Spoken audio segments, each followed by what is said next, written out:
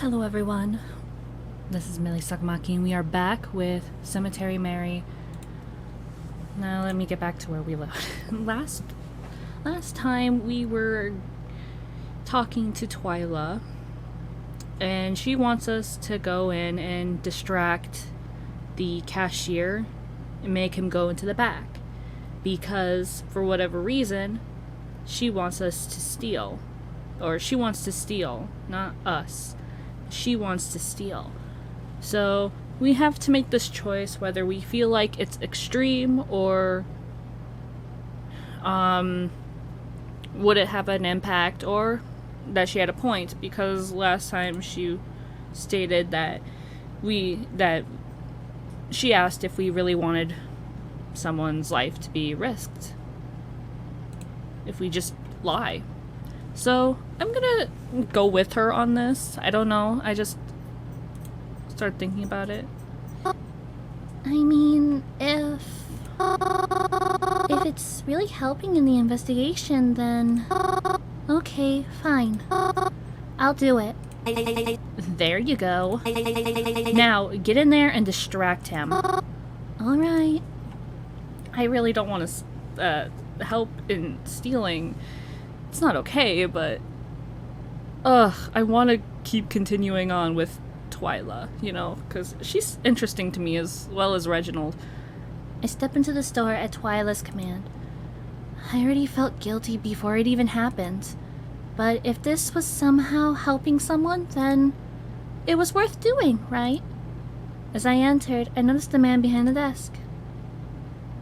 Bro. He was old and pretty scruffy. I was surprised he was even able to see out of all the hair that covered his eyes. He seemed pretty big. He has a hook for a hand. That's scary. I love how it has a little cork on it too. Like, make sure he doesn't like break anything. And on top of it all, he had a hook for a hand. He certainly gave quite the first impression without even having said anything. He didn't turn to me when I entered. Could he even see me, actually? Is this who Twyla was worried about getting past? I stepped up to the counter. Sir? What do you want? How are you doing today, sir? What kind of books are here? I noticed you didn't have a name tag on. What kind of books do you have here? All kinds. What, you thinking we just gonna forget an entire genre? Oh no, I've never been in this store before, so I didn't know, you know?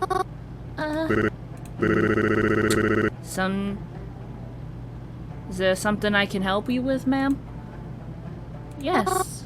Oh, right. I'm looking for a book. Do you sell anything other than books here? I just wanted to say hi. Okay, we're definitely not gonna say that. I'm looking for a book, or do you sell anything other than books here?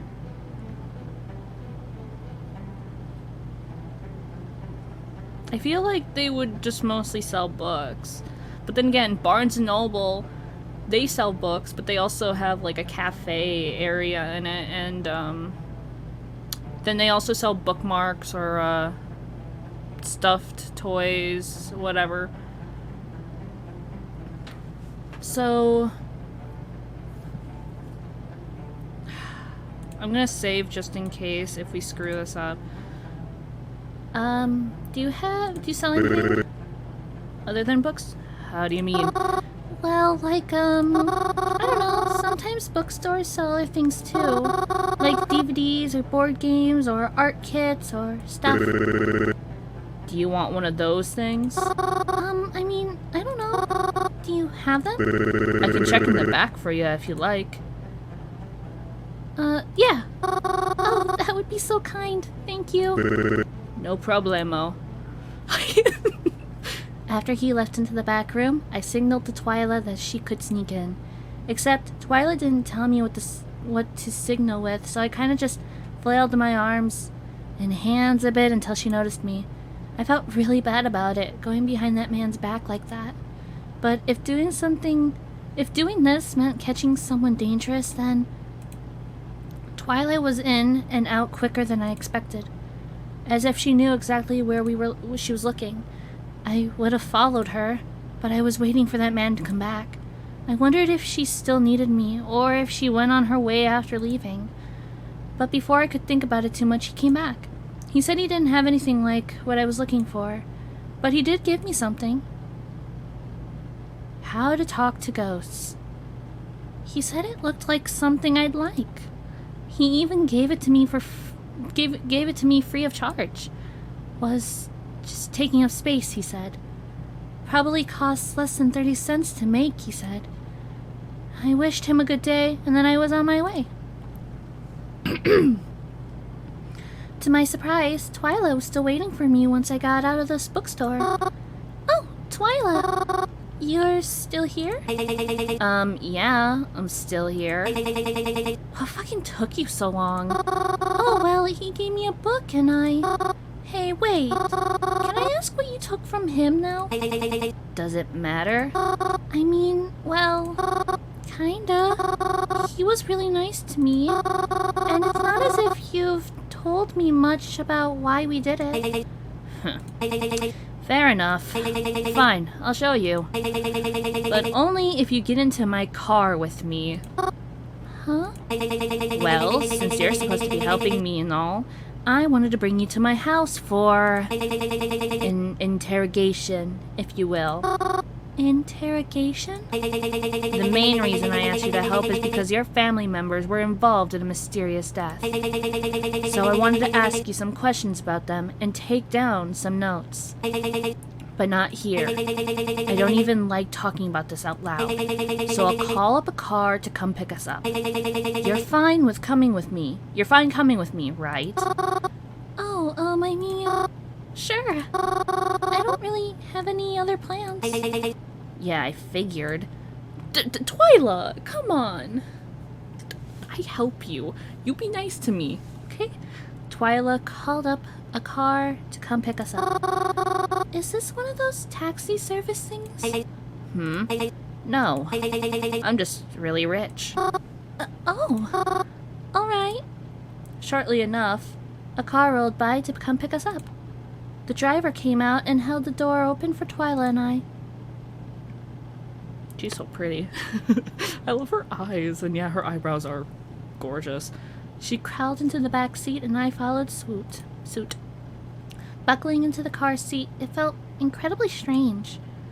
Croven's family always had a bit of money themselves, but never like this. Anyways, you want to see what I took, right? Yes, please. Twyla reached around and presented me with a wooden box. It wasn't until she opened it that I felt alarmed. A knife? You stole a knife from him? How did you even know he had this? That's not important. That's a little concerning. How did you know that he even had that knife, Twyla? She said, closing the box and putting it back down. Is this connected to why he doesn't let you into his store anymore? No, but again, that's not important. Do you think he was using that to, you know... Well, I can't say for sure, but it's anyone's guess. Don't you feel safer that he doesn't have it on him? I don't know. I still don't like that we stole from him. Listen, we did the right thing. Trust me.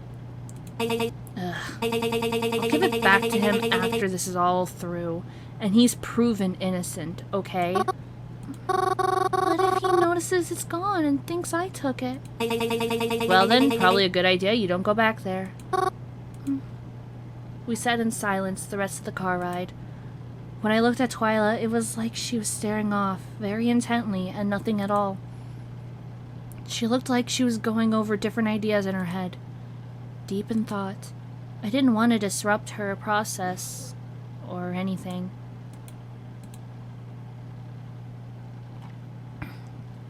Twyla had just told me she was rich. So rich that she had chauffeur to drive her wherever she needed to be. I don't know what that word is. I butcher that so bad. It's okay. But despite that... Whoa. I didn't expect her to be this rich. We had to pass through a gate to even get in. She even had a fountain in the front. Oh my goodness, Twyla. You really live like this? Yeah. I told you I was rich, didn't I? We got out of the car together, and the chauffeur, I've never seen a word like that before, drove off slowly. As soon as I exited, my nose was bombarded with the smell of freshly cut grass and fragrant flowers that adorned the front of the house. Even though it had been raining today, nothing smelled like the dampness of rain, or even seemed overly affected by it. It felt like I had just stepped onto an entirely new planet. By the way, I live with my uncle. I'm pretty sure he's home right now. You might have to say hi to him. Oh, that's fine. I'm just warning you because he can be kinda sleazy. Oh? Hardly has a good attitude and often flirts with girls he doesn't know. I see. Yeah, but like, now that I think about it, it's usually only for pretty girls, so you should be fine. I see. Twyla! We walked up to this tall staircase in front, and Twyla unlocked the double doors. That's your uncle. Dang. As soon as we got inside, it appeared as if her uncle was leaving. Ah, Twyla, home already? Yeah, I need to bring someone over for some business. Ah, I see. Well, I was just about to head out myself. But it'd be rude of me not to introduce myself, of course. I'm Denzin. And what would your name be? What would your name be, little lady? I'm Mary. Oh, my name is Mary. It's nice to meet you, sir. A pleasure to meet you as well. Anyways, I ought to make my leave now. I'll be running late if I stay any longer.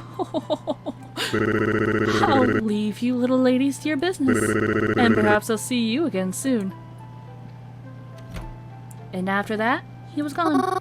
Your uncle looks like a cartoon supervillain. Yeah, I know.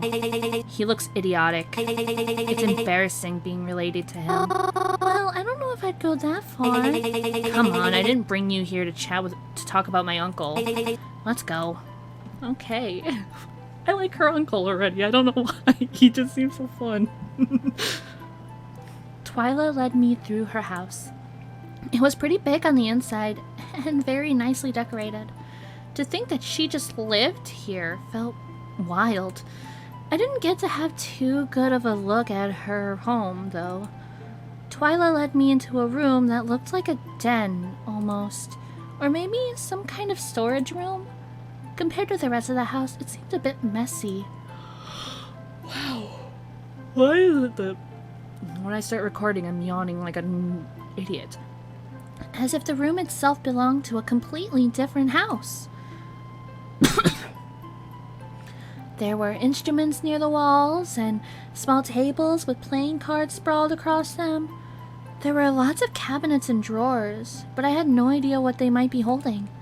It was strange, but somewhat cozy as well, like some sort of tucked-away activity room. Twyla led me to one of the tables and told me to take a seat while she readied herself. I sat and waited for her to be ready as she pulled out a laptop, as well as a notepad and some other things. She sat across from me and opened her laptop, but once she had everything prepared... Dang. The entire aura of the room felt different.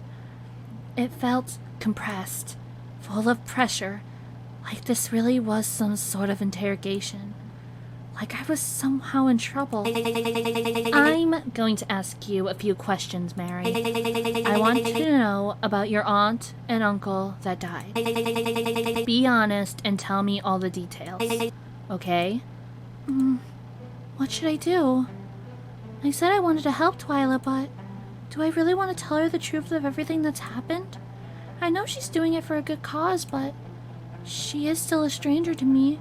I hardly know anything about her, but if I lie, will she be able to tell? Would it ruin the investigation? If I lie about what really happened, am I offering the butcher another chance to get away? Would I share blame if someone dies because I didn't tell the truth? Ask away whenever you're ready. Alright then. To start, how old were your aunt and uncle? Be honest. We're gonna be honest with her. I don't care. Well, I don't always remember their exact ages, though I don't think they were the same age. And it was kinda obvious too. My uncle was kinda old, and it was beginning to show on his face, but my aunt still looked pretty good for her age. Sometimes she even looked younger than my mom, if I'm honest. But don't tell my mom I said that. Right. Next question, I guess? Right. So, were you ever given reason to suspect they may be dying soon? Huh? How do you mean? Well, before they died, were you ever worried that they would die soon? Be honest. No, I never would have thought that. They were both so healthy and full of life. They just, I don't know, felt like the kind of people I would know forever. I see. Of course, that brings me to ask, how did they die? Be honest. They went out together one night. I don't know exactly where or why, but I just thought it was some sort of date night. They were supposed to meet up with a friend or two, but we got a call and they were just gone. Gone? Well, like, dead, you know? But how did they die? I don't know. I wasn't allowed to see them, and no one spoke much about it in front of me, so I don't know much of the details either. It wasn't in the news or anything big? I don't think so. I don't know. All I know is that my uncle had blood on his clothes, maybe some rips and tears, and no one is really sure how my aunt died, I don't think. I see. Well, I think that's all I need. Twyla typed some final words before closing her laptop and getting up from her chair. That's it? We're done? Yes, that's all I need right now. Thank you for agreeing to come talk with me. I was a bit taken back by how short it took. We traveled all the way to Twyla's house just to talk for a short while. She didn't even ask me for their names or anything. I don't even know what sort of information she really got out of it. I doubted I was being overly helpful. So, what do we do now? Well, I'll be continuing my own research, but you can go home for now. Really? That's all you needed me for? It's not quite what I was expecting to hear, but it certainly helps me a lot. Really? Stupid throat. Yes, it helps give me some more insight on some things that have been happening lately. But that's all I need from you. Right now, at least. As I said, you can go home now. You're sure? I mean, we came all this way, and I feel like I hardly did anything. You did more than enough, Mary. Please leave. I need to focus on the research I've been collecting, and the last thing I need is a headache. I understand. I'll text my driver to pick you up out front. Give me your address so I can send it back to him. Send it to him too. Oh, that won't be necessary. You can just, drop me off by the cemetery. Why? Just 'cause. I just, don't feel like going home right now. Alright then. After saying goodbye, I went out front to the car that would drive me back to the cemetery. It was a bit of a quiet and awkward ride, but I arrived there safely, so I can't complain. It had gotten later than I thought, however. I didn't realize how fast the time flew by. There wasn't much else for me to do with the day at this point. It wasn't long before I decided just to take the bus back home again. And nothing of note really happened after that, except, well, you know. You're here? Hello? Yes, I'm here. Is there a problem? You mean, other than than the ones you've caused me? I apologize. You may say that, but nothing's changed. I'm doing all I can to keep you happy. You already know what would make me happy, though. And that is... Tell me who you are. Mary, you know I can't answer that for you. I'm sorry, Mary, but you already know how I feel and what I'll share with you. I'm keeping up communication with you because it's what you wish. But I won't divulge any information about your parents or who I am. So please, if you must ask questions, no, I won't answer anything like this for you. You'll find out in time, so please be patient with me. Do you understand? I understand. All right, then. Things were quiet for a bit after that. I wondered if they were done texting me. But to my surprise, I got a text a few moments later. I expected it to be them, but instead it was... Hi. Are you awake right now? Twyla? What could she want so late? Yes, I'm awake. Why do you ask? You don't have any plans tomorrow, do you? Other than standing around the cemetery all day? Well, when you put it like that... No, I'm not busy. Oh, good. Then we can do this sooner rather than later. I want you to head somewhere with me tomorrow. Where? You'll find out when we get there. Can't I know? No. Why not? Because I don't want you refusing to come with. You think I'd refuse to help you? I don't know. You seem kind of sensitive, that's all.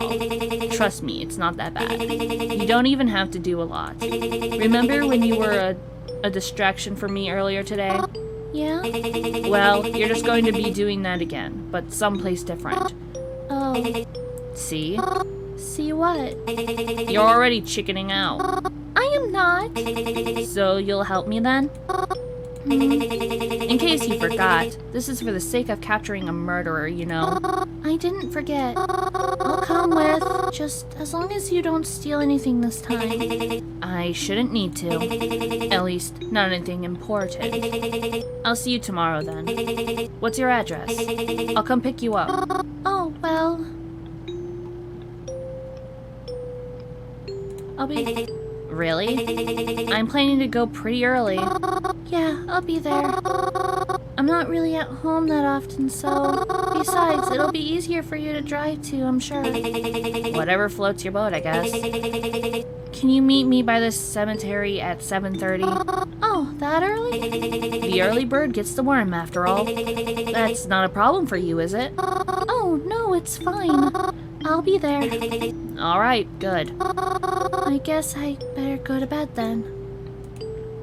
Mm-hmm. Twyla didn't respond after that message. Seeing how early I would have to get up that next day, I tucked myself into the covers and tried to rush myself to sleep. It wasn't easy, especially when I didn't know where Twyla would be taking me. But eventually, I was able to fall asleep. It was still somewhat dark out when I woke up the next morning. I could hear Crovin snoring in his bed as I brushed my hair and got dressed for the day. Honestly, I wasn't even sure when the bus would be coming, as I never really took the bus that early before. But I caught one and was waiting by the cemetery gates when Twyla's car pulled up.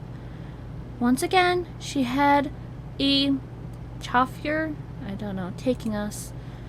I tried not to question it. After all, she's probably used to getting around like this. Once I was in the car with her and we were driving, I felt it appropriate to ask her again where we were going. And she answered. A retirement home? Yes. This is supposed to help us catch the butcher? That's what I'm hoping, anyways. If I may ask, why there? Well, one reason a murderer is being suspected is because of the spike in deaths lately. I know there's rumors people have been spreading about them being violent. But after doing research on all the recent deaths we've had, I've noticed the majority of them were above 65 years old. People in that age group have been dying the most in this area. What? Well, I mean, Isn't that a bit expected? For older or elderly people to be dying?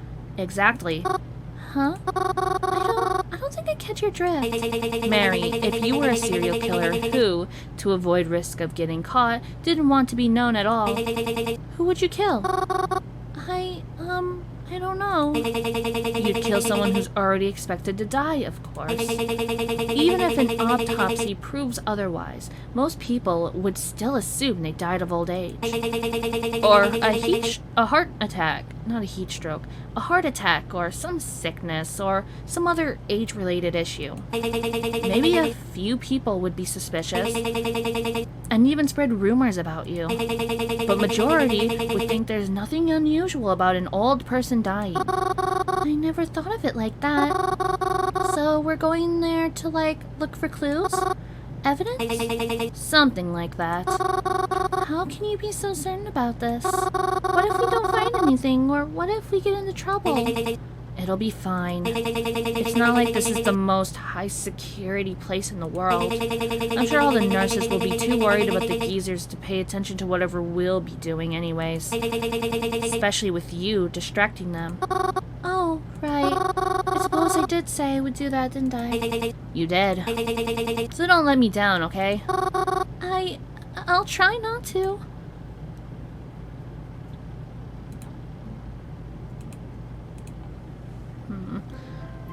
Cypress Side Retirement Home. The sun seemed to illuminate the front of the building perfectly as we drove up. Cypress Side. I've heard of this place before. I've seen job ads for it. They were looking for nurses and other stuff. Twyla told the driver to return in about 2 hours or so before stepping out of the car. I followed her. The air smelled fresh and clean as we headed towards the welcoming front door. It must have been all the flowers planted outside. Must be. As we stepped through the entranceway, my senses were bombarded with an extremely sanitized smell. The lights felt bright, and I noticed that no windows had their curtains drawn. It felt extremely clean and open in here, and there was the faint sound of what I can only describe as old people music playing in the other room. Surprisingly, there was no one at the front counter. Twyla seemed to notice this as well. Oh, good. No one to interrogate us about why we're here. This already came 10 times easier. Became. I don't know if I even said that. In fact, this is a good place to start. How do you mean? What else would I mean, Mary? I'm going to look through the computer. Oh, Twyla, please don't. Mary, please. Don't make a bigger deal of this than it is. I'm not stealing anything, and it's for a greater good, alright? Stop making me go over this. Alright, but only because it's for a greater good. Good. Now, while I get started, go out there and distract them. But how? I don't know, it's your job. Ask nurses where things are. Pretend you're entertainment. Even fake a medical emergency, I don't care. Just make sure no one comes over here. And if you spot anyone coming over here, stop them. Or alert me, so I can get out. How should I alert you? I don't know. Shout something like, "Look, a deer!" and point at the nearest window. I'll know what it means when I hear it. Alright, that makes sense. Good. Now get on out of there. Get on out there. What? I cannot. We don't want to waste any time. Right. I'm gonna be so bad at this. As instructed, I walked further into what appeared to be a common room. There were some elderly people there, as well as around 3 or 4 nurses to watch them. I collected a few odd glances as I entered, but it was important that I not look suspicious. Though, when it comes to me, I just tried to smile and look inviting. But being a distraction proved more difficult than I thought it would be.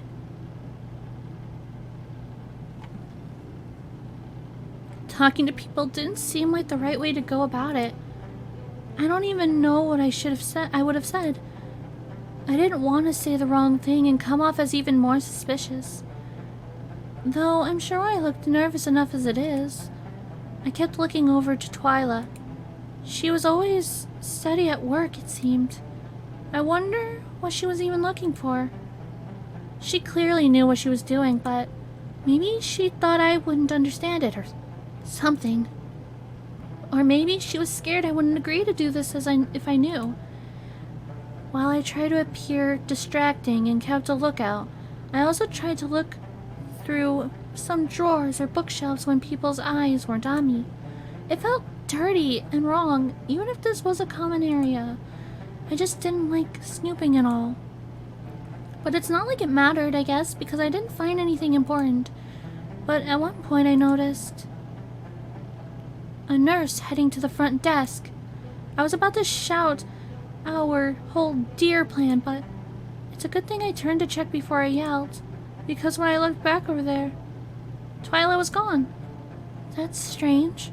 Where'd she go? Did she just get up and head somewhere else without telling me? She wouldn't leave the building, right? Or did she already get caught because I wasn't checking enough? Well, either way, there was no use to me being in the common room anymore. I made my way out and went to look for her. Of course, if she was snooping around, I wouldn't just out and call her name. So I tried to be quiet as I looked, and made sure to keep a lookout for anything strange as I did. And I did actually happen across something strange. There was a trail of something on the floor. I noticed it as I looked down. It was like a stain spread across the floor. It wasn't red, so I don't think it was blood or anything.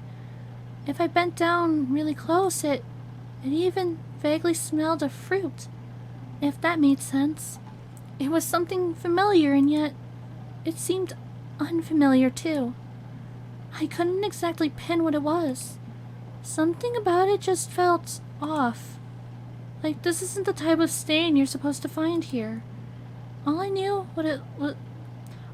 is what it looked like, and that it formed a trail. Naturally, I started to follow it, but I didn't get very far. "Excuse me, miss," before I heard a woman's voice speaking to me harshly. That was a harsh. I looked up to see a nurse in front of me. She did not look happy. "Oh, hello there." "What are you doing?" What do you mean?" "Are you looking for something?" Not particularly. I noticed you in the common room earlier, and now you're looking around the halls. What is it you're here for? Because it doesn't seem like you came here to visit someone." "Oh, no, I did. I was surprised they weren't in the common room, so I went to look for their room. But, I couldn't remember the number." "Really now? Who is it you came to visit then?" "Oh, my grandpa. I'm here to visit my grandfather. You can't mistake him, he looks a lot like me. We've both got red hair and, glasses. I don't have glasses, but he does. And, he's pretty old, and, "What's his name?" "His name? Oh, shoot. Shoot. What am I supposed to say? If I say the wrong thing, I'm doomed." I felt absolutely cornered now, but it was then that I noticed Twyla. She was all the way at the end of the hall, right past the nurse in front of me.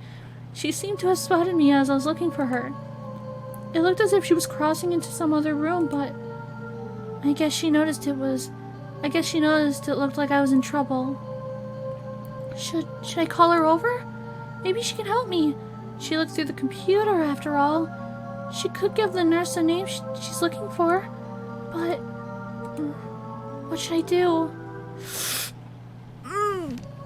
I don't know.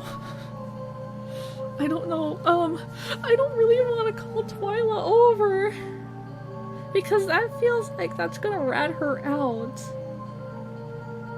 Oh, what am I supposed to do? We're gonna save again.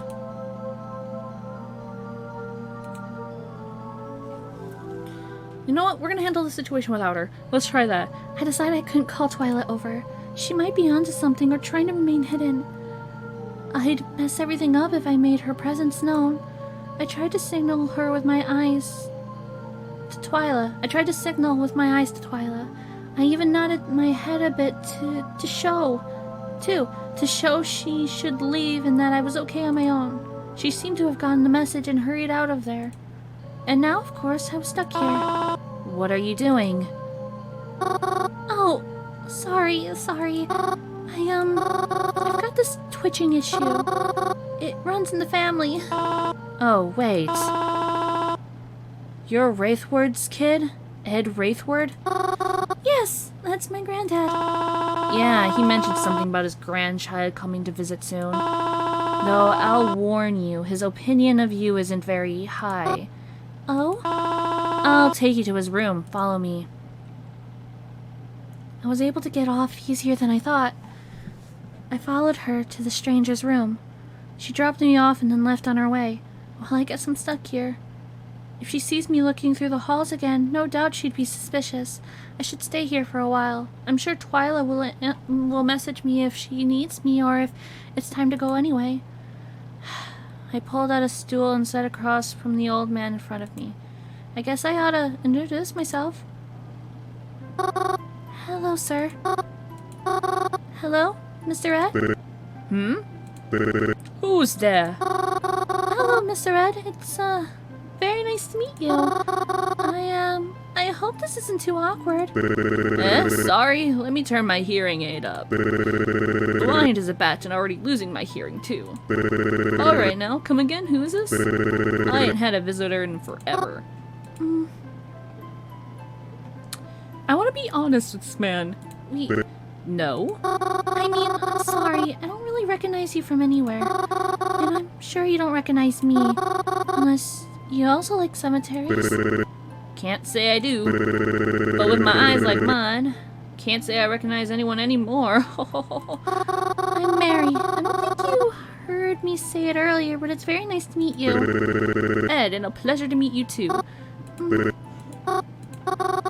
sorry, I don't really know what to talk about. Well, for starters, why don't you tell me why you're here? Seems a little suspicious to get a sudden visitor I don't know. I don't know if I should.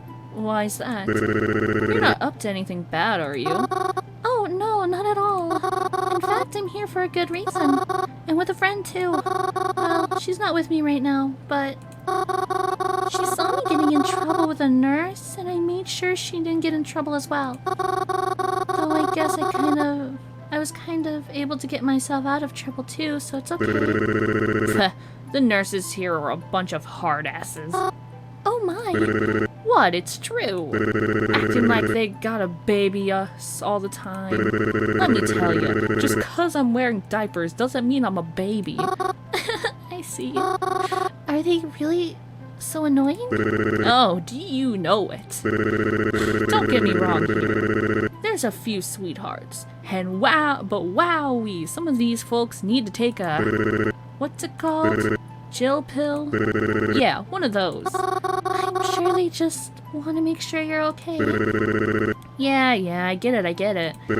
I'm sure it ain't any easy job, but it's a bit hard to be around them acting so strictly all the time. Even when you don't need them to be. How do you mean?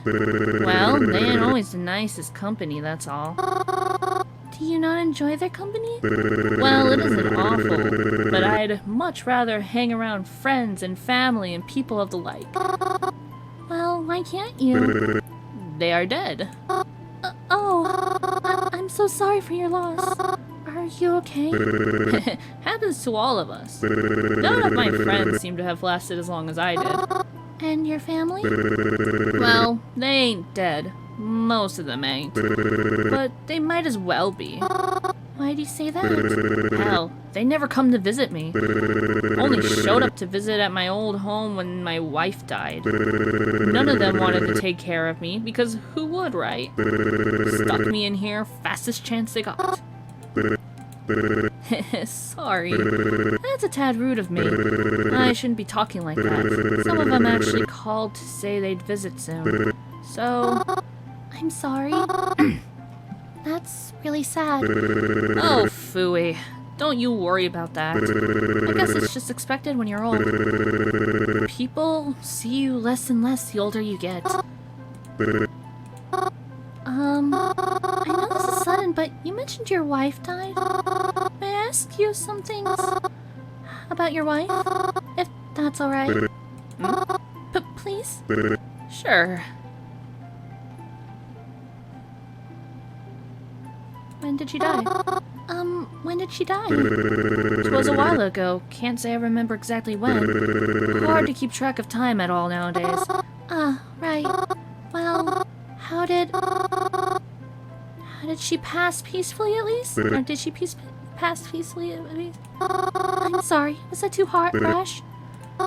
I hope it was peaceful. She deserved only the best. The sweetheart she was. I hope. If they're not visiting me, they better be visiting her. Huh? Who? Your wife? Who else? Being in my state, I can't visit her. So those children of mine better be paying their respects and giving her the company I can't. Actually, this may sound very strange, but I think I've met her before. I live very close to a cemetery, and, I like to make sure that every person has at least a flower. Your last name, it seems familiar to me. I think I've met her before, so I hope I can reassure you that she hasn't been forgotten. Is that so? You really do that? For someone who you don't even know? Well, yes. I believe that people always deserve respect, even after passing. And if you feel she's not getting enough, well, I'm more than happy when I'm able to provide. And I can visit you too. Like here. You said your family doesn't visit you enough, right? Well, I'm sure I can make time to visit you here. And maybe I'll be able to take you to visit your wife too. I'm sorry, I just got a bit weird there, didn't I? I'd like that. You would? Really? I'm so glad then. Before I could say much else, a nurse popped in to check on us. Yoo-hoo! Hello, hello, hello! How's everything going in here? Everyone doing okay? Oh, yes, thank you. Glad to hear it. Well, I've come to bring you your special lunch, Ed. Lunchtime already? I see, thank you. The nurse pulled out one of those small folding tables and placed down a tray of food for Ed. Ed sipped a spoonful of soup and coughed. I immediately began to worry that he was choking, but then... Oh no, Ed! What's happening? Ed? Oh dear, oh my. Don't worry, this will be fine. I'll need to call for some help, that's all. Oh boy, no, Ed! My favorite old man! I saw the nurse reach over and pull out what looked like a walkie-talkie. She scrambled to get it working as she voiced that there was an emergency. Before I knew it, nurses started to flood the room as I was pushed out by them. I tried to look over to see what was happening, but it was no use. There were too many of them, and it was also too short to see past. I felt a tight feeling in my throat as I nervously fiddled my hands together. I don't know what happened. I tried to listen in, but all of the nurses talking and panicking at once, it was hard. I think I've heard something about an ambulance, but I couldn't be sure. I wasn't sure what to do next, but then... Twyla! There you are! Hey, what's going on in there? The man! The guy! Use your words, Mary. The guy in there! He started choking and a bunch of nurses in there trying to fix it. And they're trying to fix it. I think I heard one of them call for an ambulance. Really? That's a lucky break for us then. Huh? Well, if they're all in there, we can snoop even further without getting caught. But Twyla, he's having an emergency. Yeah, and what if it's the work of the what if it's the work of the butcher? Think about it. Maybe this is because the butcher really did decide to strike here today. Maybe they're still around. And maybe we can catch them or find something they left behind. Twyla, Twyla, please. Come on, who knows how much time we have? You may let this opportunity go to waste, but I won't. If you're not going to look with me, then wait outside until I'm done. I'm looking whether you like it or not. Twyla, no! I had no choice. I had to follow Twyla. I didn't want her doing something even worse. Luckily, most of the doors she tried to get in were locked anyways.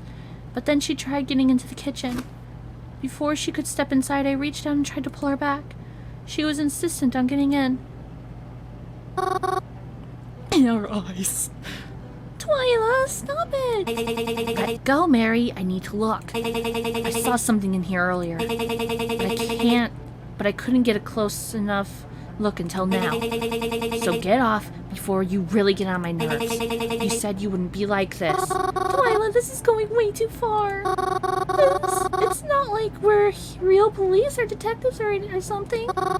We're trespassers, Twy. We don't know how long everyone will be gone for. If someone comes back and sees us in here, we can get in big trouble. Please. It's not worth it. You're right. Fine then. Let's go.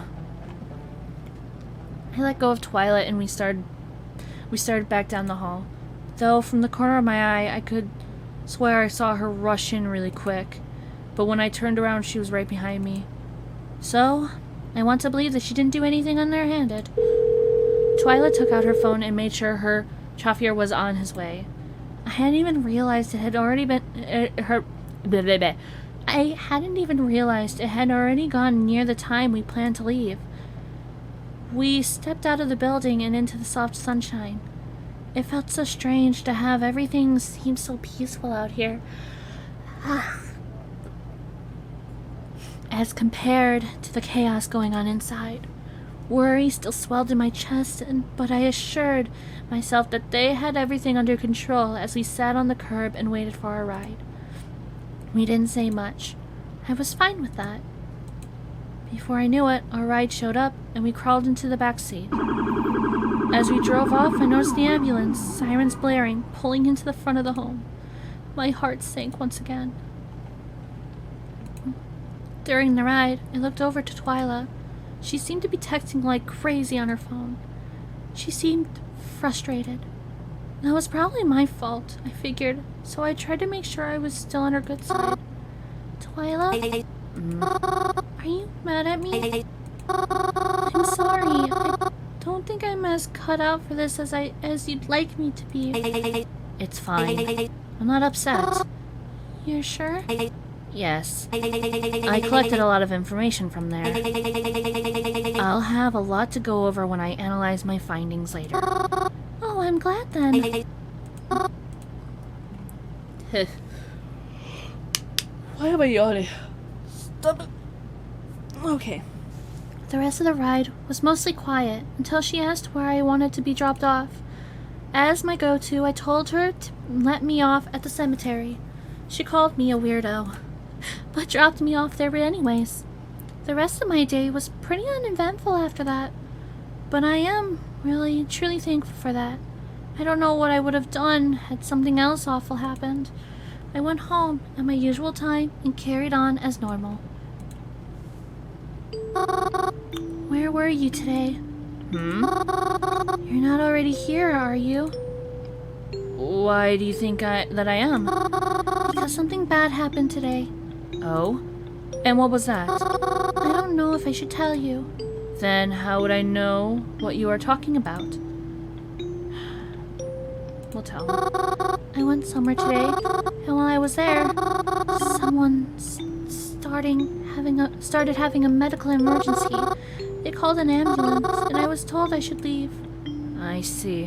I'm sorry you had to go through that. By any means, I hope you may feel better about what happened soon. Try not to think about it too much, and get a good night's sleep. I always try to. Good night, Mary. Yeah. It had been a few days since I last talked to Twyla. Dang. Well, I mean, I had been talking to her, but she isn't the easiest to hold a conversation with. Unless she wants to talk about the butcher, there's really nothing we have to talk about. And things regarding it have been pretty quiet lately. Well, on my end at least. I don't know what Twyla's doing or if she's found anything. I feel like she doesn't really trust me. But well, that's fair. We don't really know each other too well. But maybe she'll start to trust me the more we work together. That's how friendships work, right? Anyways, I'm spending today at home, like I've been. Going out is nice, but I need a little break every once in a while, too. Not Croven, though, apparently. He always leaves the house, even if it's not a nice day. He stays out all day, too, so it can get pretty lonely when he's not around. But it's not so bad. I've been able to keep myself pretty entertained. Oh. I started reading the book that old bookstore owner had given me. When I saw the title, How to Talk to Ghosts, I figured it was, well, figurative.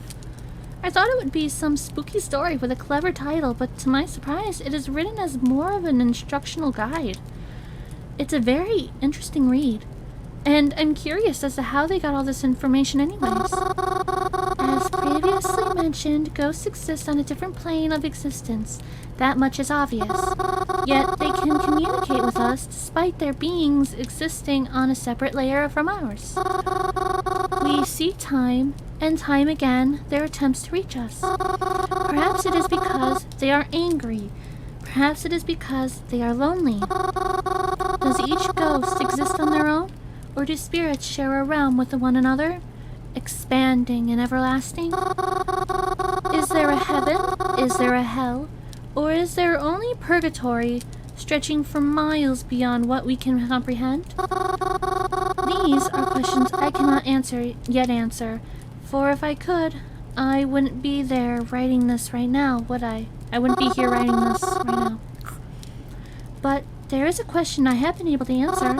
Since ghosts can make contact with us, I often wondered, could we contact them? Sure, you've heard of psychics and mediums and whatnot, but that is only half of what I'm talking about. Being born with the internet ability is a factor, of course, but I wanted to delve deeper than that. Despite where they may exist, they can clearly affect things in our realm. They can reach us, and like one way of glass, I know they can see us. But what if we could see them? It is not enough to hear them. I wanted to see them, to travel to where they were. I believe that when you die, perhaps your soul can become unrestricted. But what if we could accomplish the opposite? What if a living being had the ability to unrestrict itself before death? Perhaps this sounds a little... Oh! My phone is ringing. Hello? Hi. Oh, hi Twyla. Did you need something? No. Well, kind of. Oh my gosh. Okay. Remember when we went to Cypress Side the other day? Yeah, of course. Why? Do you happen to remember the name of that guy you talked to? You mean Ed? Yes, but his last name also. Wraithwood? Wraithwood? Thank you.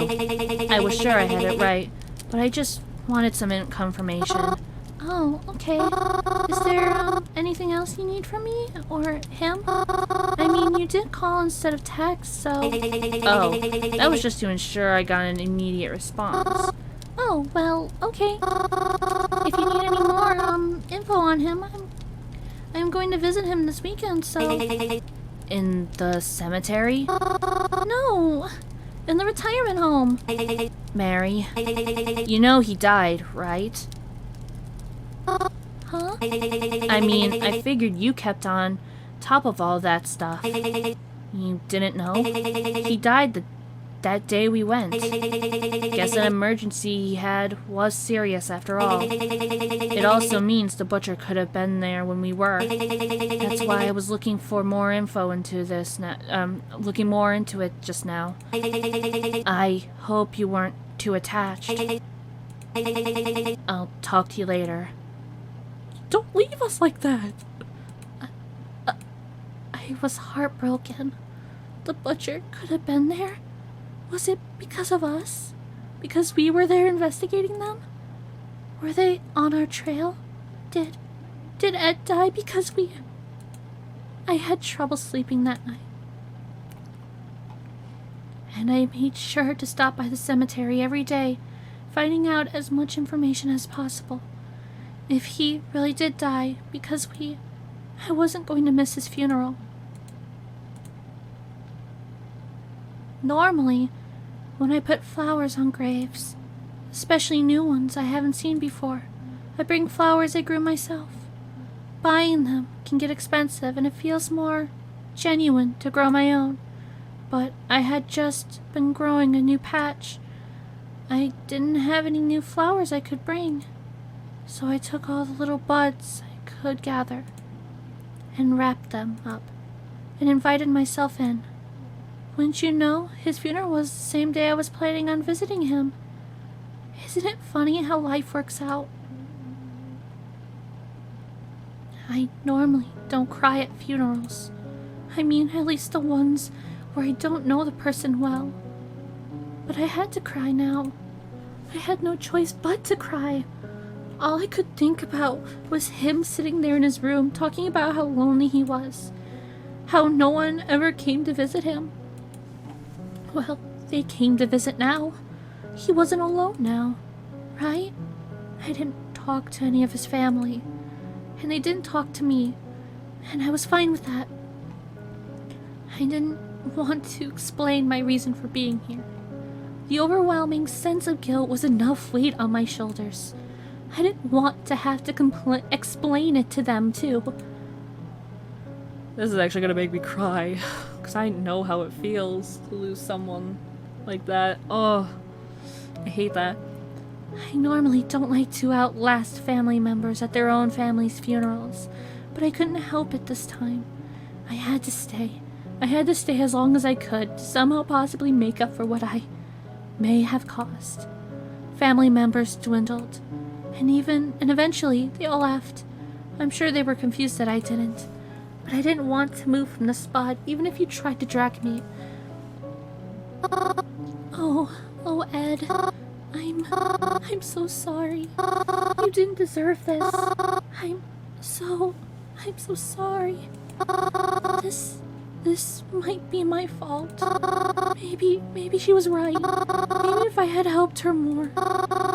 Or if we had worked quicker, maybe your family came to visit, you know. Just like you wanted them to. They all seemed to miss you a lot. So I hope you know that they were thinking of you. And your wife. You're right next to her, you know? I had been leaving her flowers for so long. And I hope you know that. I was taking care of her this whole time. So I'm sure she wasn't lonely. And maybe you won't be either, now that you're beside her. I'm sorry. I don't know what else to say other than I'm sorry. I'm so sorry. I must have been there. I must have been really exhausted. The guilt I was feeling and how much I'd cried. I didn't even remember falling asleep. I had just been leaning against his gravestone crying, and the next thing I knew, I was waking up on the ground of an unfamiliar place.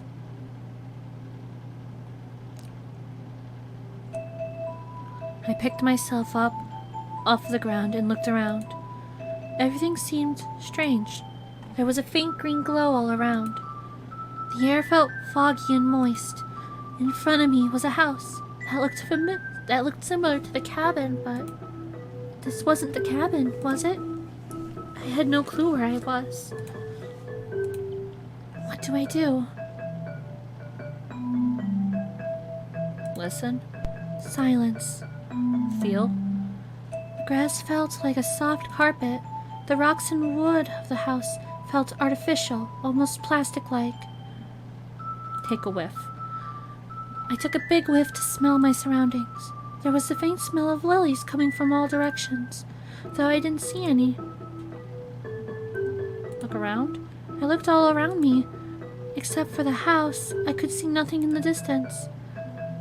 There were no other buildings. There were no trees either. Or people. It was almost uncomfortable how empty it felt. I guess knock on the door. Well, I suppose there's not much else I can do. I climbed up the porch and walked up to the door. Standing in front of it, I politely knocked, waiting to see if there was someone inside. I didn't hear anything, so I knocked again, a little louder this time. I heard something coming. Then the door creaked open, and the handle slowly turned, and what answered was... Ed! Well, hey there. What's that voice? Ed, is that really you? I don't know who else it would be. I'm so happy. I'm so glad. I gave Ed a big hug as he invited me inside. I was so pleasantly surprised. He led me into the kitchen area and offered me refreshments. I politely declined as I pulled up a stool to talk to him, because the Ed that I know is... blind, yeah. I'm very happy to see you, you know? But how is this possible? How do you mean? Well, you died. Died? Oh, yes, I suppose that did happen. I nearly forgot. Actually, that's curious then. Because how did you get here if I'm dead? I don't know. I just woke up here. Alright then. I hope you enjoy your stay. If you're here long enough, my wife should be back any minute. You could say hi. Your wife? She's here too? I'm so glad you could see her again. Me too. Funny thing is, I'm pretty sure she knows you too. She does? Had I ever met her before then? Not sure. But she says a red-haired girl brings her flowers a lot. And you're the only redhead girl I know that's not in the family. Really? That's... Hey, while I'm here, can I ask you something? If that's okay. I don't see why not. How exactly did you die? Well, beats me. One second I was eating lunch with you there, then I started coughing. Things were pretty dark for a while. And before I knew it, I was here. Sitting in a cozy chair and feeling right as peach. Really? Just like that? Was it painful? Maybe a little, but not for too long. I just remembered my lunch tasting a little different. Maybe it was spoiled. Then I just couldn't breathe. Probably started choking from eating too fast. But would choking cause him to cough up blood like that?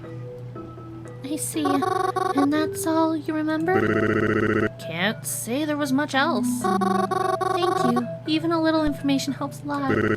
Helps in what? Oh, don't worry about it.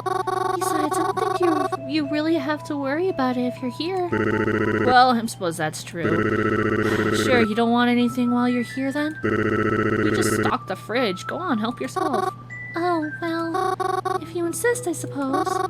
Thank you very much then.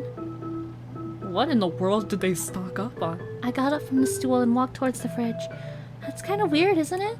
I didn't think dead people would need to eat.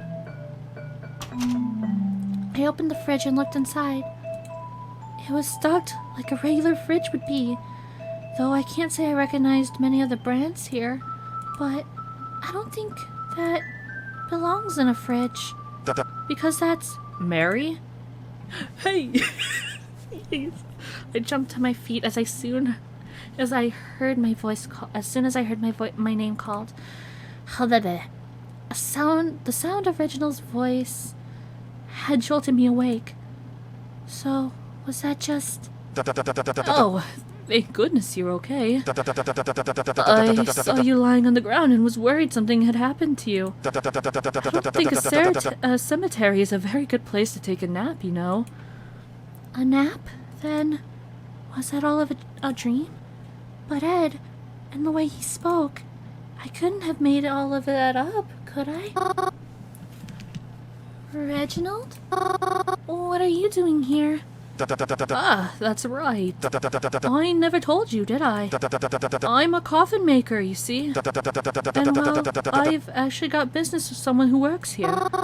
Oh, you make coffins? That's actually pretty... Before I knew it, someone from behind me harshly gripped my shoulder. Oh! Why, if it isn't Twyla. Hello, Reginald. Huh? Oh, hi, Twy. You're kind of hurting me. What's going on here? What's going on here? I saw yellow. Oh, you're friends with Mary too? How lovely. Twy, dear, I haven't seen you at the library in quite some time. Did you stop working there? You should have told me. I look for you whenever I go in, you know. I was worried something terrible might have happened to you. Uh-huh. Well, it was nice seeing you, Reginald. But Mary and I have to get going. We do? Aw, is that so? Yes, we're already off schedule, so it's best we leave immediately. We are? Oh, alright. Perhaps I'll see you later then? Maybe. Goodbye. Twyla practically dragged me out of the cemetery. I felt really bad, since I wasn't able to say goodbye to Reginald first. Once we were out past the gate, Twyla gave me a smack on the back of the head. Ow! Why'd you do that? What are you doing with him back? What were you doing with him back there? Huh? What do you mean? Didn't I tell you he was suspicious before? You don't understand. I was really He's higher on my suspect list than ever now. Really? Yes, I'm almost confident he's up to something, even if not the murders. You'd be smart to avoid him. Right. Well, let's go then. Huh? We're doing something after all? Well, I was just going to do it myself. But since you're here, I might as well take you along too. Let's go. I'll tell you what I know along the way. I wanted to talk to Reginald more. Come on, man. Hey, what are we doing? Where are we going? Hardware store. Hardware store? Yeah. You see, back when we looked in the kitchen of the retirement home, I saw something. And I'm pretty sure it was... Hey. Oh, what the heck? Hey. Was it antifreeze? Huh? How'd you know that? Well, back when we were in the retirement home, I saw this trail of something I wasn't sure of. But it was like a trail of... Twyla hit me over the head again. Ow! Please stop doing that. Idiot! Why didn't you tell me? I didn't have the chance. And well, something else confirmed it for me too. Yeah? What's that? Well, back in the cemetery, I think I spoke to Ed's ghost, the man who died. Oh, please, don't try to bring a bunch of supernatural shit into this. I'm serious. I was in the house, his house. You broke in? No, it was like a ghost house. I don't know how to describe it. But he offered me food, and when I looked in his fridge, there was a gallon of antifreeze in there. At least, that's what it looked like from the way it was labeled. Right. I promise I'm not making it up. Sure, whatever. By any means, you know what we're looking for. Back when we were in the retirement home, I saw a nearly empty gallon of something magenta-like, with the majority of its label scratched off. I took a sample of it. Analysis showed that it was some type of antifreeze. Analysis? It was analysis. That's how you say that word. You took a sample? You went back to the kitchen? Oh, don't try to start an argument. I did what I had to. And it helped us, didn't it? Because now we know it was some type of antifreeze. Some type? It's close enough. It must be some new brand or some bullshit. I don't know. That's not the important part. When I looked further into it, I discovered whatever brand that was, it was completely different than the kind used by the retirement home in their vehicles. That means someone else had to bring in that antifreeze, which most likely means it was brought in for the express purpose of hurting somebody. I want to go around to hardware stores and auto shops and ask the workers there what they know about antifreeze, and this kind specifically. If we're really lucky, maybe we can even find out who's been purchasing it. You think that'll work? What if whoever was using it ordered it online? I doubt it, because if the butcher really is using antifreeze, then they're probably out buying it and paying for it with cash. It's much easier to track a digital footprint. Even if it wasn't, it wouldn't look good when the authorities finally realize the murder weapon and discover you've been having it shipped to your house for the past few weeks. And even if not, it's at least worth looking into what kind it is. I never thought of it like that. We're almost there. I'll start talking to employees and see if they can provide me with information. You go and look at all the antifreeze and see if you can find any that looks like this.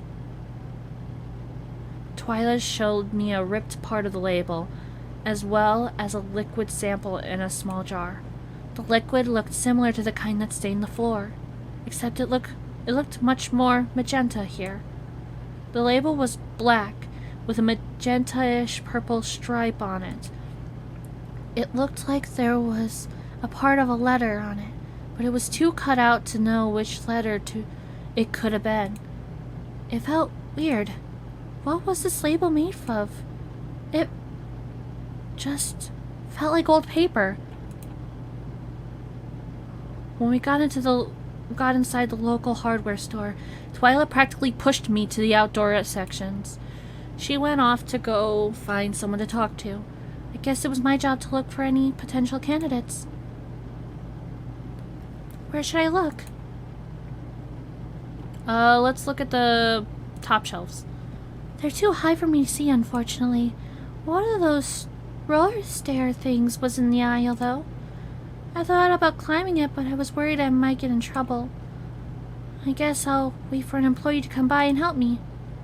Middle. There's some snow stuff here. Shovels, gloves, antifreeze.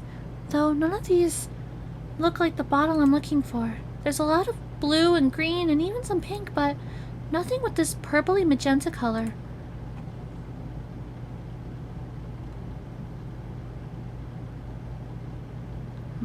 It has to be here. There was definitely something going on with that antifreeze. Somewhere has to have it. Or at least some worker who knows what we're talking about. But even if we find it, does that really mean we can find who's buying it? Bottom shelves. Nothing down here but bags of soil and fertilizer. It smells bad.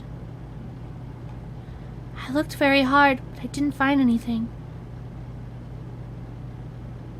Twyla and I tried out a few different stores, but no one seemed to have what we were looking for. Anything that was purple wasn't antifreeze, and anything that was antifreeze wasn't purple. Even when we asked the employees, they didn't seem to know what we were talking about. Even showing them the label, they would say they'd never seen antifreeze or coolant packaging like that in their lives. Our efforts seemed fruitless. So eventually, we just gave up. At least for the day, that was. Twyla didn't even offer me a ride home or anything. She seemed really fed up. I guess I could see why. I just ended up heading back home after that. We had spent a while together, and it wasn't as if I could do much more today. The day was pretty exhausting anyways. So I went home to do all the usual evening things. And I proceeded as normal. Can I ask you a strange question? Are you there? Where are you? I'm here. What was your question?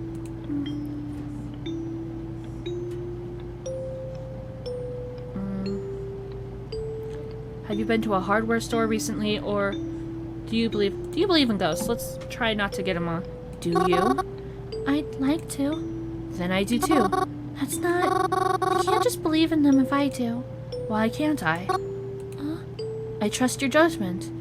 So if there's something you believe in, then I believe in them too. I guess I can't stop you. Good night, Mary. That wasn't helpful. I should have asked him about the store, but at the same time, if it's actually the butcher, that would be a bad idea. It's been a few days since then. More than a few. Things have been very quiet. I stay home, I go out, but nothing new or interesting has really happened. I don't hear a lot from Twyla either. I want to message her sometimes, but I'm afraid she's mad at me, or something like that. I haven't been a lot of help to her, and when I try, well, I just mess it all up, I guess. Maybe it'd be better if she didn't ask for my help. It's not like I know I know how any of this works. Maybe she should have just interviewed me and been done with it. Then she wouldn't have to get frustrated with me all the time. Groven's gone now today, even with all this rain. I guess he just really hates staying home. I mean, maybe I'd be out too, if I had somewhere to go. As much as I love the cemetery, walking around in muddy shoes is less than ideal. I can handle it for a little while, but not as long as I'd like to stay. There's the library too, but I still have books here, and it's not really worth getting soaking wet for. The cemetery. I keep thinking of that dream I had there. I had to have just been imagining it, right? There's no way that was really Ed's ghost. Unless it was? It's almost like the book I read that talked about how ghosts were on a different plane. Is that the kind of plane it was talking about? But if so, how come more people don't see ghosts in their dreams? Maybe they do, but they just don't realize it. If I'm seeing ghosts in my dreams, does that mean my dreams with Mom and Dad mean... I wasn't able to consider that possibility much longer before my phone buzzed with a text message. It was Twyla. Hey. Hi. It's been a while. Is everything okay? No. Oh, why not? Because we haven't found fucking shit. That's why not. Well, she seemed as usual. Have you been able to find that antifreeze? No. Even looking online, I can't find anything similar. I'm beginning to wonder if it's even antifreeze after all. How do you mean? I know that we think it is. And even if my analysis showed it was the same, I don't know. Something isn't adding up. Do you have any idea of who it might be, Alice? I do, actually. But I still don't have enough evidence to go off and prove that it was him. Him? Reginald Tetra. Wait, really? I know you said he was a suspect earlier, but I don't know. He always seemed pretty nice whenever I talked to him. Of course he does. If you were a killer, would you act outwardly suspicious? He's probably only nice so that you don't suspect him of doing anything wrong. So, what gives you the idea that it's him? Do you remember how I said I worked in the library for a little while? I do. Well, I remember he would always try to hide or cover the books he was reading, as if he never wanted anyone to know. But once, I was able to catch sight of one of the books before he put it back on the shelves. It was about poisons. I didn't think too much of it at the time. It was a while ago, before this all started, but it stuck out to me, especially considering he was always so secretive about what he read. It seems very relevant now, doesn't it? You think he's been referencing that book? That he's poisoning people? It's a high possibility. At the very least, it's the only lead I have right now. Which brings me to believe it's him. I never trusted that man. The only thing is, I have no other proof. And I don't think I can get closer to him without appearing suspicious myself. You bring up a good point. I guess he could be a suspect, but I'm still having a hard time believing it's him. But then again, you've You've known him longer than I have, I guess. Listen, Mary. I know a lot of people in this town, but no one has ever struck me with more suspicion than Reginald Tetra. I think if we're going to set our sights on any suspect, it would be him. She seems so certain of it, but she's given me no real reason to suspect him. Besides, he seems so friendly and sociable. He's been so nice to me every time I've met him. I don't want to think he would do something like that.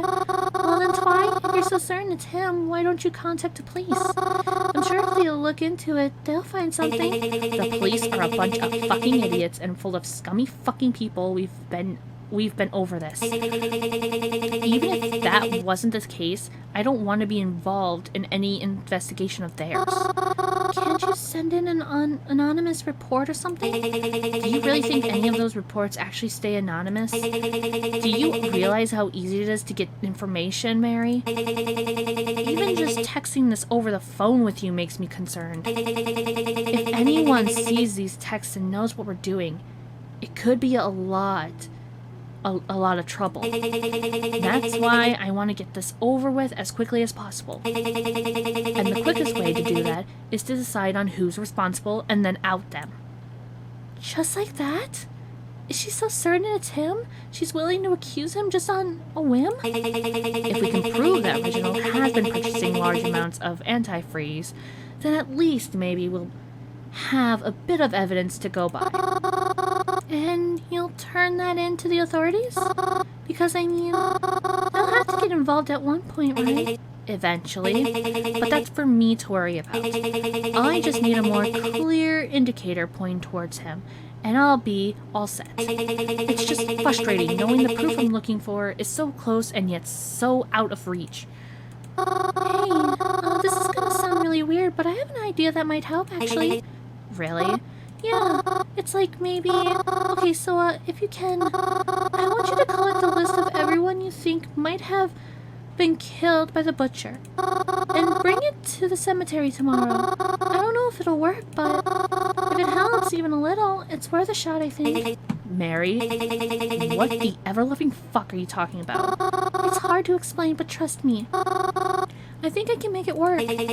Whatever you're planning sounds stupid, but fine. I'll be there tomorrow morning, but I have a meeting in the afternoon, so it better be quick, and it better be helpful. If everything goes how I'm hoping it will, then it should be. You can't see it, but I'm sighing. Very well. See you tomorrow. Yes, you too. If this ghost thing is real, then I should be able to talk to one of them too, right? Ed's dream proved stuff in the real world for me, so maybe that'll be the same here. And since they were there, they can tell me exactly what happened. That prove it, right?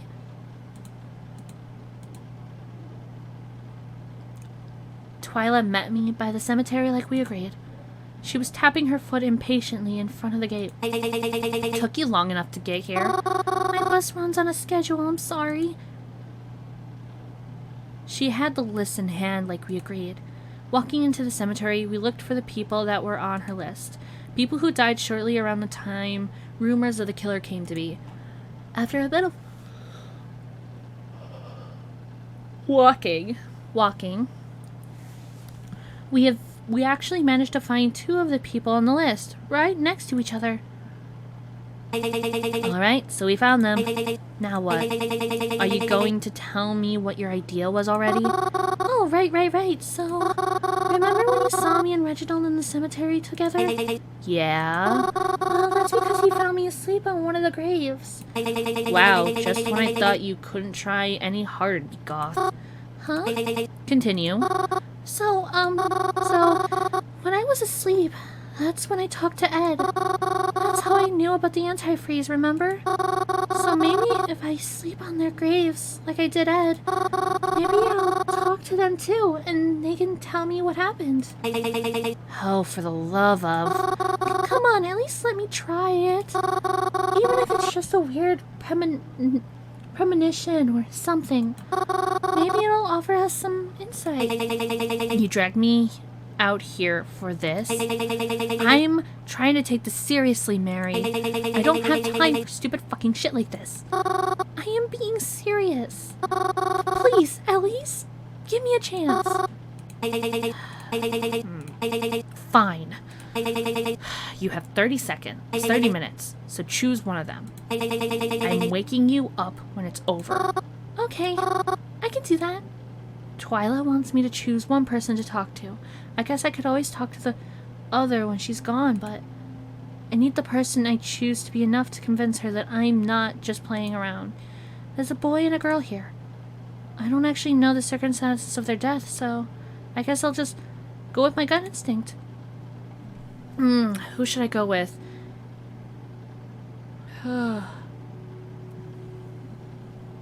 Let's go with the boy. I don't know. I laid on top of the grave and gently shut my eyes. It felt weird to be doing it purposely this time, but I was prepared and made sure I woke up extra early today, so that I'd be able to fall asleep with no problem. It happened, just like the last time I woke up in an unfamiliar place. But getting a closer look, this place seemed more familiar than I thought. I recognized this place. There was a road below my feet, and buildings surrounding me. Looking up, I could see the sign on the post next to me. Black Oak Street. I know the street. It's a little out of the way from where I usually go, but I have been here a few times before. My shoes are wet. I looked down. There was water running past my feet. The trail of it led further down the road. It was a bit foggy that way, but I could see bright lights shining from behind the mist. I made my way over, and nearly startled myself when I realized there was someone else here with me. Oh, he died by a car accident. I had found the source of water. A terribly busted fire hydrant was bursting with it. Sitting on top of it was a boy I'd never met before. It looked like he was taller than me, but he also looked like a high schooler. Despite his body dripping with blood and the steering wheel around his neck, he seemed bored more than anything else. There was a broken traffic light that fell over, and next to its source, I could see an ambulance and some police cars with their siren lights on. I guess it was a car accident. Hello? Diesel?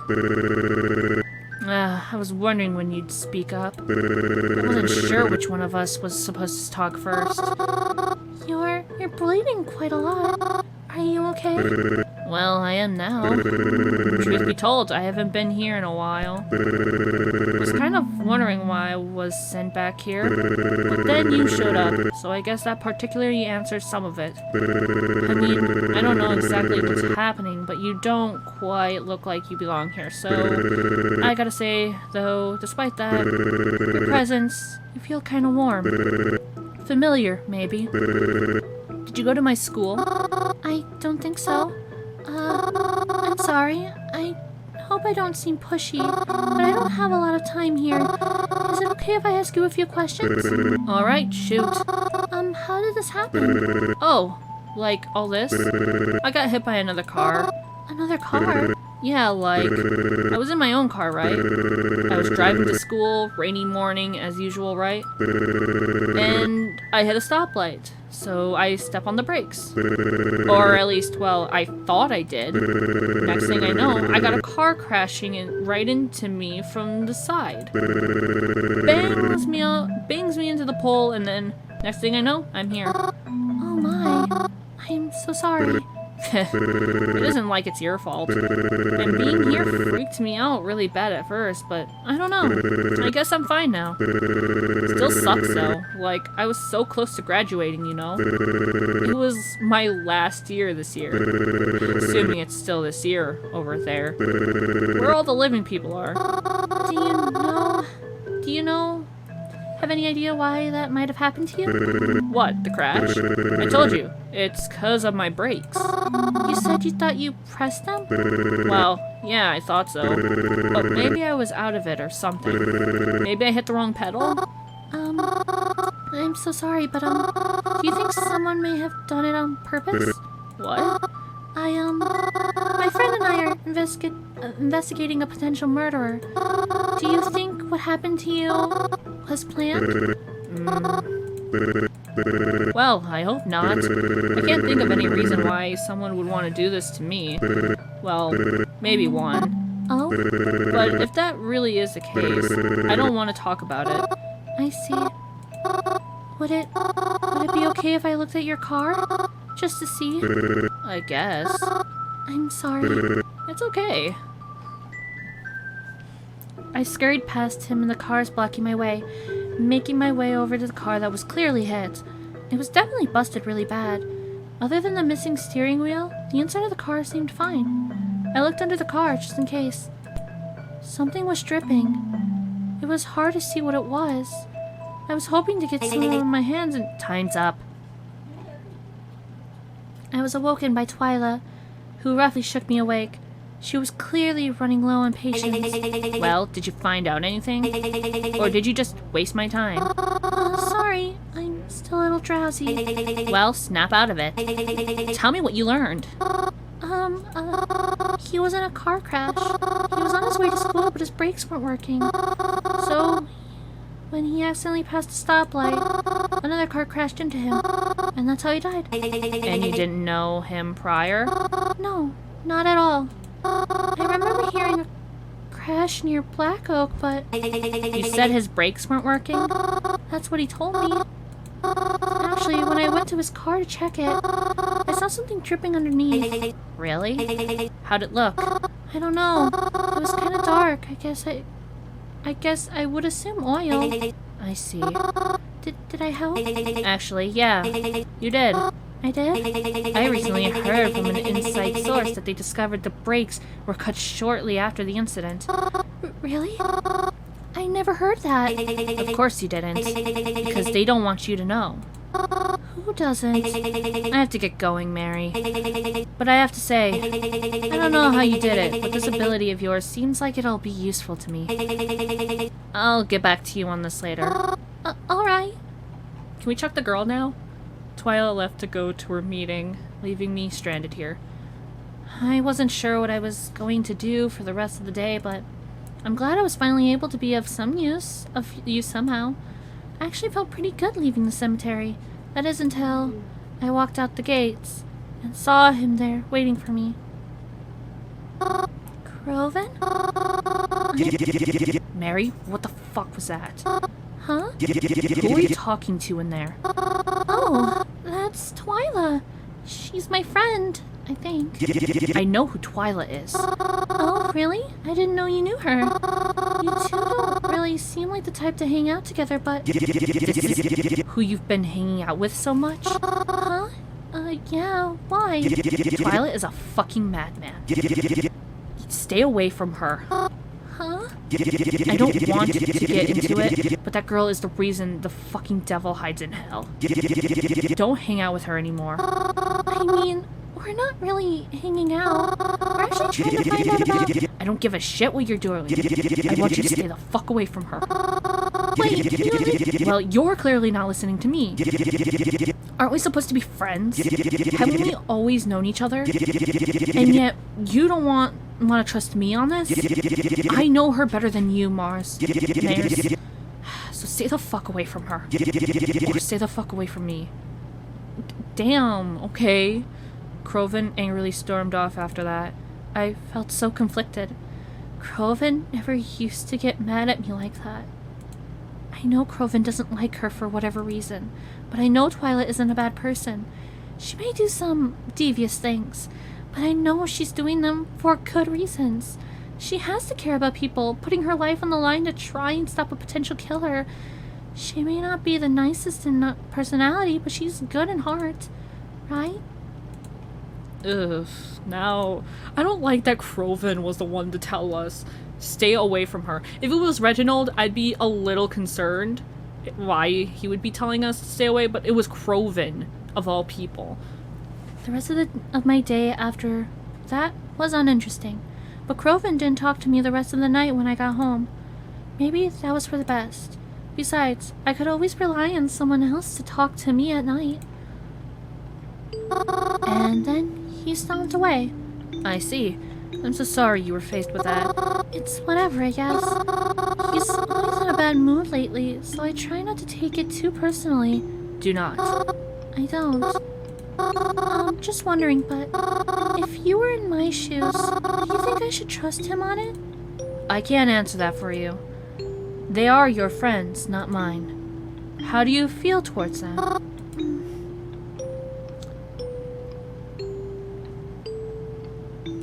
Well, the boy I'm friends with, I know he's just been going through a lot recently. I don't know what problems he had with the girl, but I can understand why someone wouldn't like her.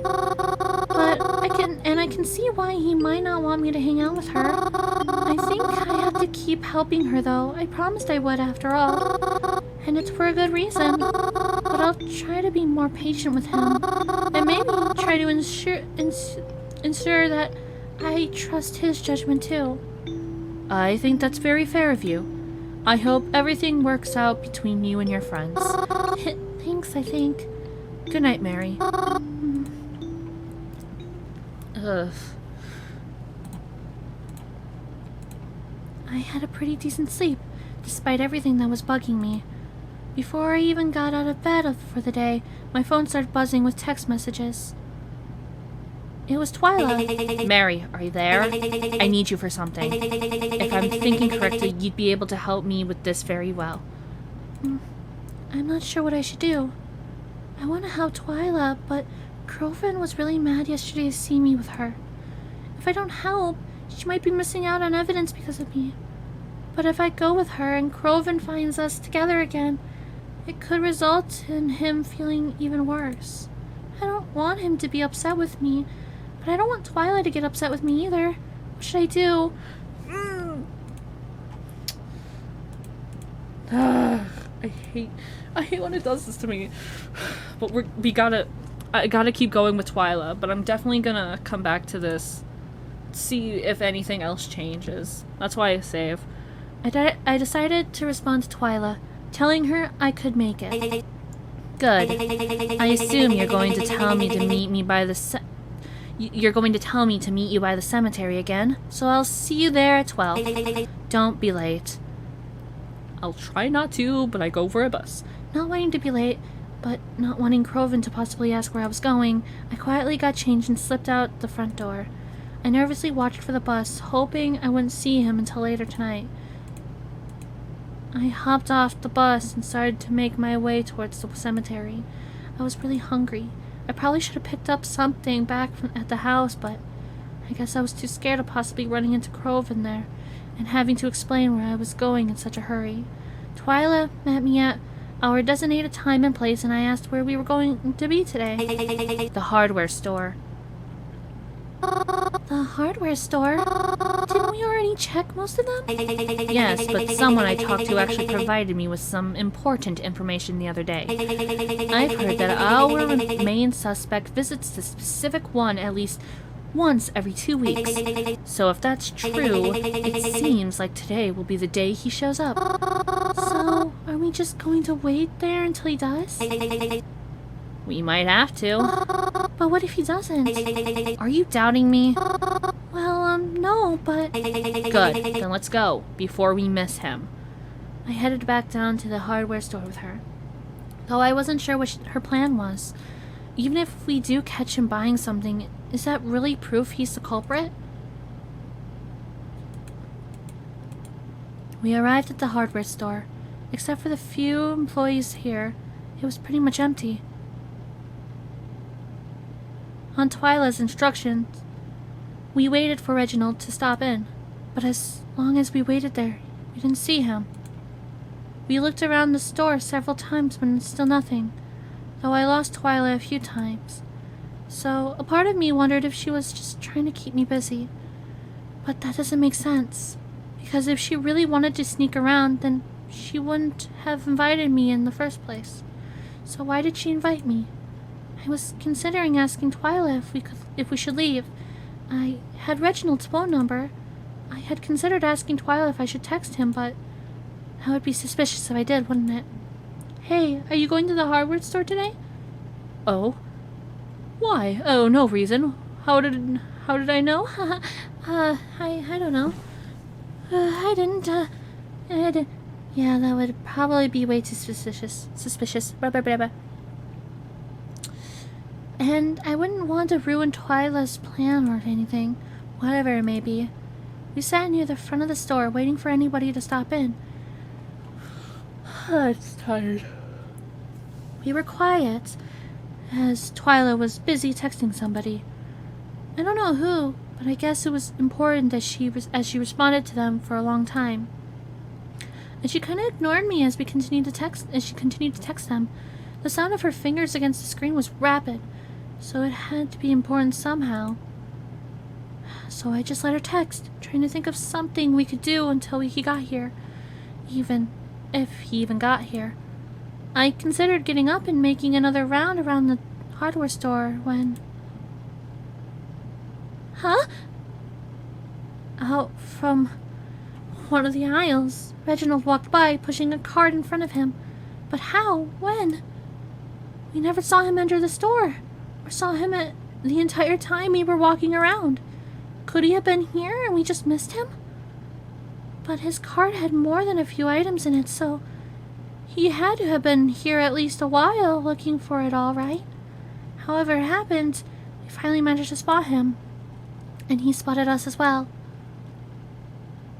He gave us a smile and a wave as he walked past us to the checkout counter. He raised a finger to us and gestured as if to say, "Just a minute," as all his stuff got packed into plastic bags. I turned to Twyla to gauge her reaction, but I couldn't read anything past her usual poker face. She was just staring intently at him, as if analyzing him. I wish I knew what she was thinking. Then she began to walk away from me. I didn't understand why, and almost followed her, until I noticed Reginald walking towards me, wearing a smile on his face and bags in his hands. Hello, Mary. I didn't expect to see someone like you here. Out again with Twyla today? Oh yeah. We were just here, building a birdhouse. A few, actually. I thought it would be nice with the birds and all. Birdhouses, really? Even though the birds will be migrating soon? Yeah, well, yeah, but that just gives us time to build even more. And we can paint them all cute, too. Well, you caught me there.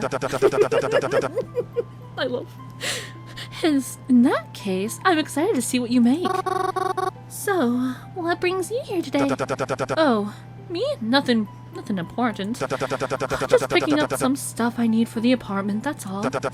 Even with how much rent I pay, I still have to take care of everything myself. Oh, sorry, that sounds troublesome. Why are you apologizing? It isn't your fault. Well, yes, but still. Well, I ought to be going now, I suppose.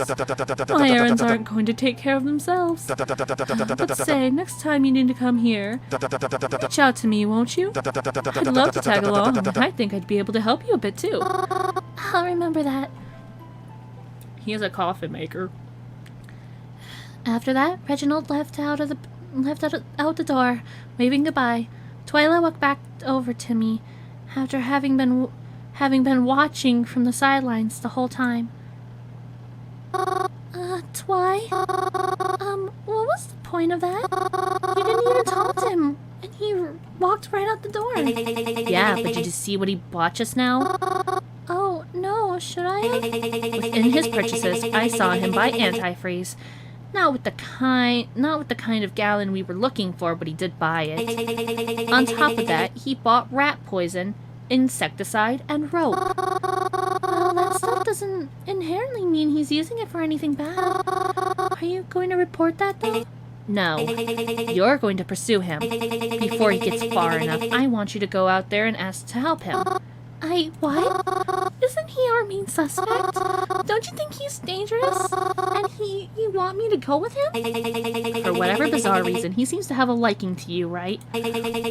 So, you can probably get a lot out of him. Twyla, I don't know about this. Why not?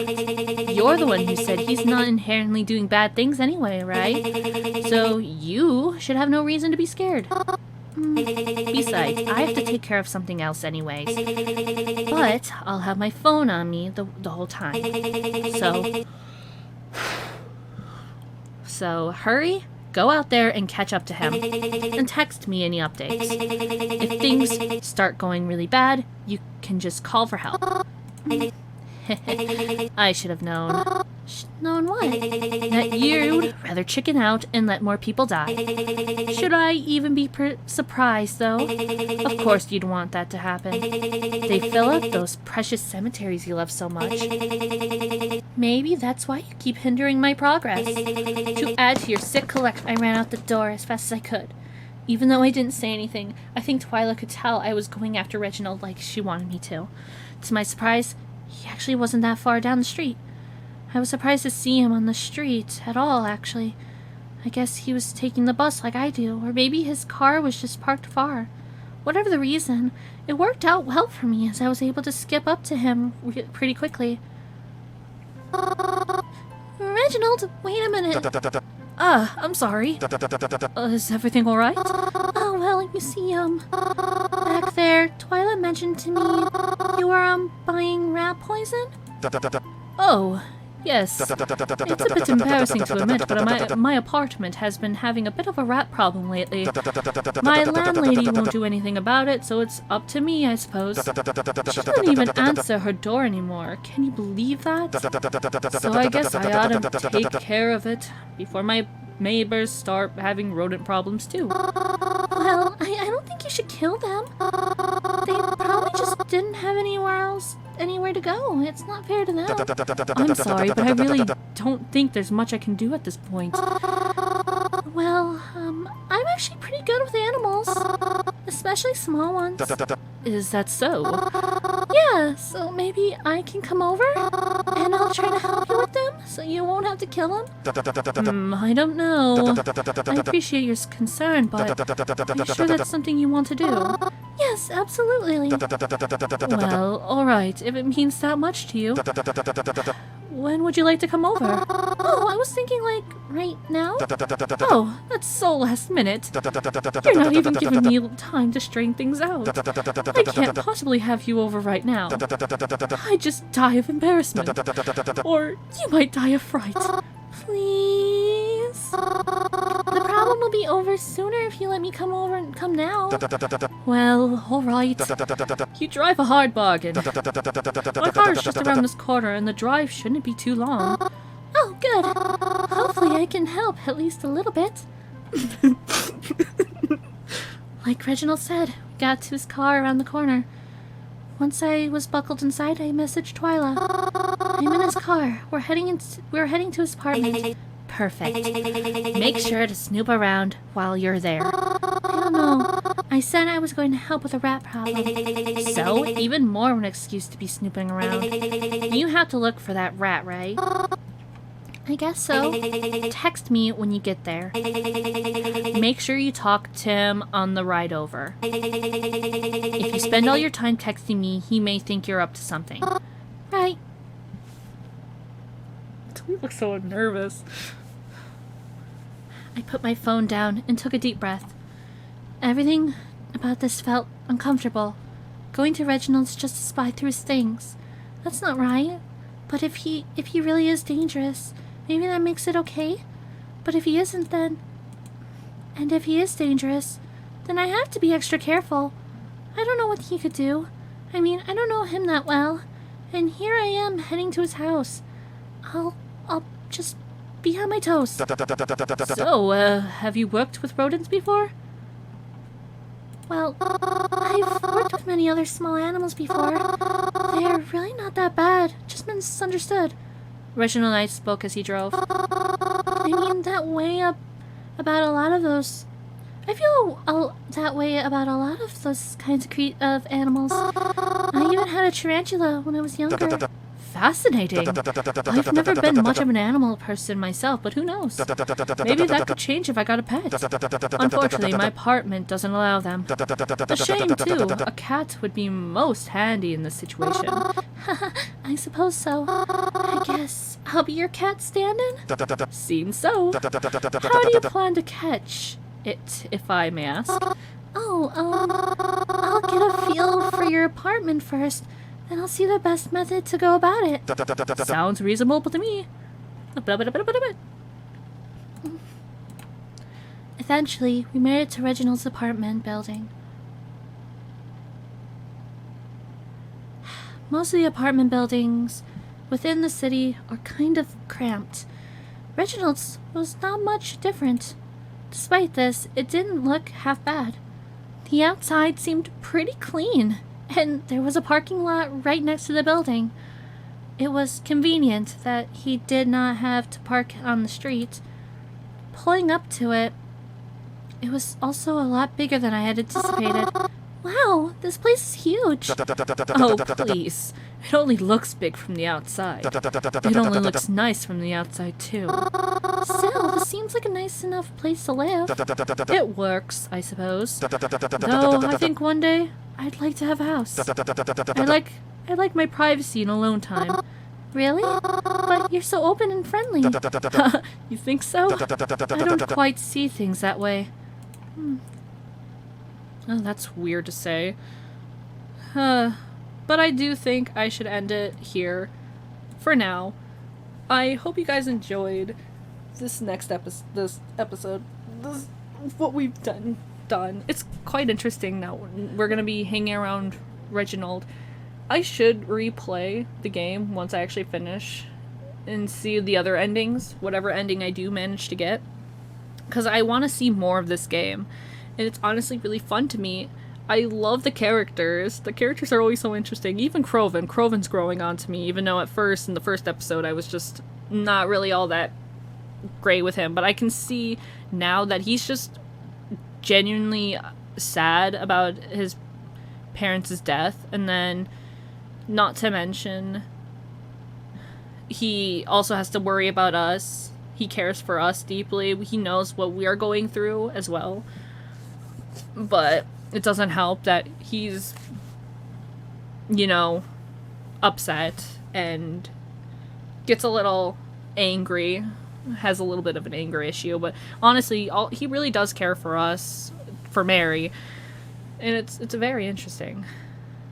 Anyway, I hope you guys enjoyed this as much as I did, and I hope you guys can subscribe to see more of my content and join the military today, and I will see you all very, very soon. Later!